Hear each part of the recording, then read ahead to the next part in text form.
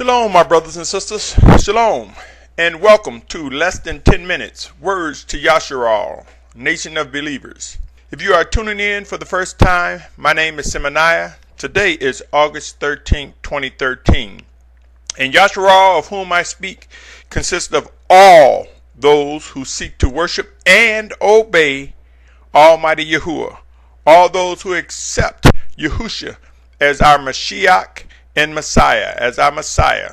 These are my brothers and sisters. This is my family. This is whom this message is addressed.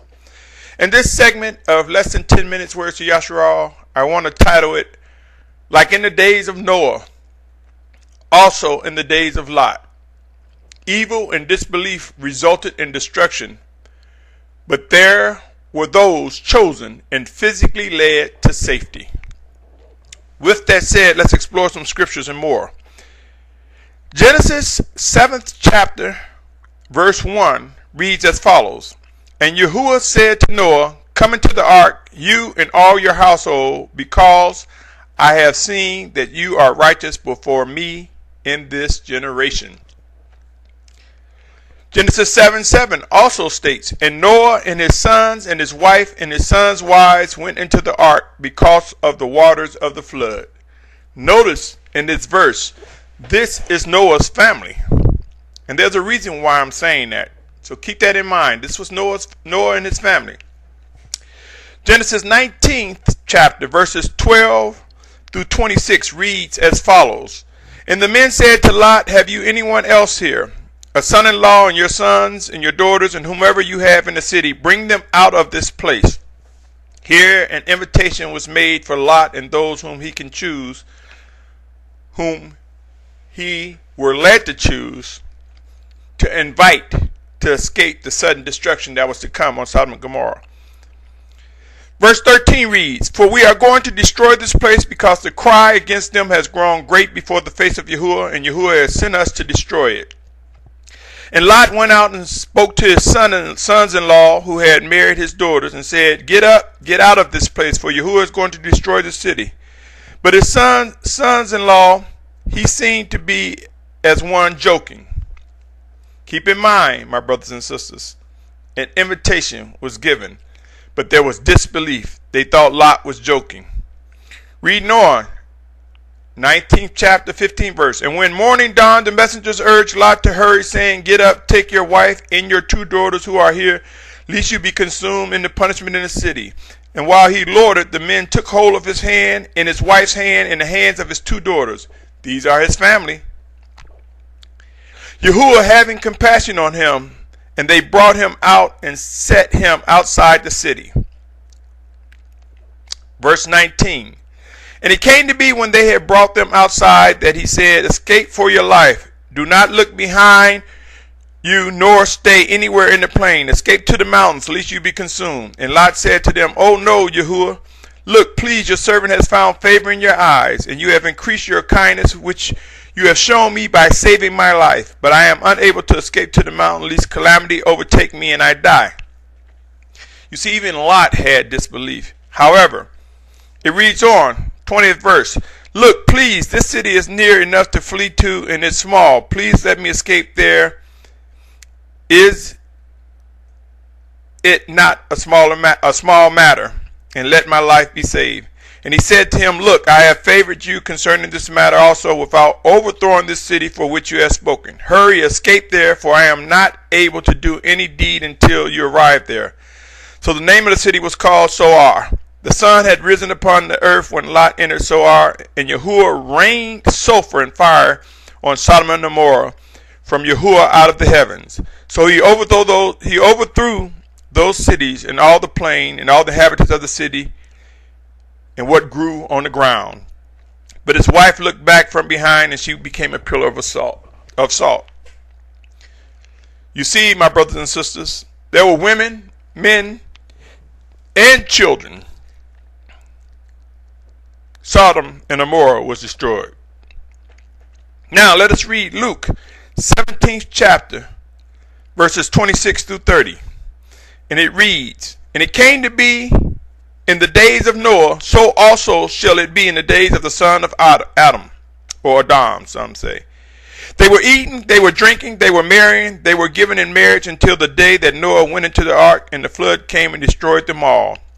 And likewise it came to be in the days of Lot. They were eating, they were drinking, they were buying, they were selling, they were planting, they were building. But in the day of Lot went out of Sodom, it rained. But on the day Lot went out of Sodom, it rained fire and sulfur from heaven and destroyed all. It shall be the same in the day of the son of in the day the son of Adam is revealed. If we look at these two examples, Noah and Lot, we can see clearly that the mercy and favor of Yahweh was with them and their family, prospective family, and they were saved. They were led to safety. So I asked the question, have we been instructed on who is our family? Who is my family? Who is your family? Matthew 12:50 reads as follows. This is the Mashiach talking. For whoever does the desire of my Father who is in the heavens is my brother and sister and mother. That's our family. So, Yashar'al, nation of believers, we are family if we seek to do the will of the Father, if we seek to worship and obey Him. Do you think evil was present and growing out of hand during the days of Noah and Lot? Can you accept there was much disbelief, disillusion, and distraction during these times? Did the scriptures mention that there was a line of people to follow Noah and Lot? So, no, we know there wasn't a line, so many did not believe that the Father was speaking to Noah, did not believe that Lot was being guided by a messenger sent by the Father. Disbelief was present as well. Do you believe there were diverse groups in both these stories? In other words, could there have been scholars, theologians, smart religious people, maybe even some false teachers, preachers, prophets, etc., among the groups that were destroyed? Do not take for granted and think man was all ignorant and oblivious, but they were evil and rebellious. Many erroneous and rebellious behaviors we see today also existed during times of old. While many of us may just glaze over these two stories and the scripture that warns us in the last days that it would be like the days of Noah and like in the days of Lot, there were still intricate things that occurred that is not written in scriptures. Remember, the scriptures are for teaching, reproof, setting straight, and instruction. We must also be mindful that it is the Spirit of the Most High that makes the word alive. As it reads, 2 Timothy 3:16, all scripture is breathed by Elohim and profitable for teaching, for reproof, for setting straight, for instruction in righteousness. 2 Corinthians 3:6 read, who also made us competent as servants of a renewed covenant, not of the letter, but of the Spirit, for the letter kills and the Spirit gives life. Keep in mind, the Spirit gives life. What were the people like in the days of Noah and Lot? Who was saved from the wrath of Elohim? Who was saved from Almighty Yahuwah's wrath? Was it Noah's family? Did Lot have family with him when led to safety? Again, I ask, who is our family? Do not Scripture inform us that those who seek to do the will of Almighty Yahuwah become the family of Yahusha? Examine these words and ask yourself, could in or will we witness Yashar'al, family of believers who seek to do the will of Almighty Father Yahuwah, be gathered and led to safety just like in the days of Noah and Lot? Whatever we think, whether we can discern it or not, it would not stop what is to come, and in the midst of famine, food shortages, pestilence, disease, as well as much more wrath, I am compelled to believe that Yashar'al will be guided to a place of safety before the return of the Mashiach, our Messiah. Pray and watch. There will be those who will witness a gathering of believers with like goals to worship and obey, that will be led to safety. Like in the days of Noah and Lot, there was also disbelief. What's your position?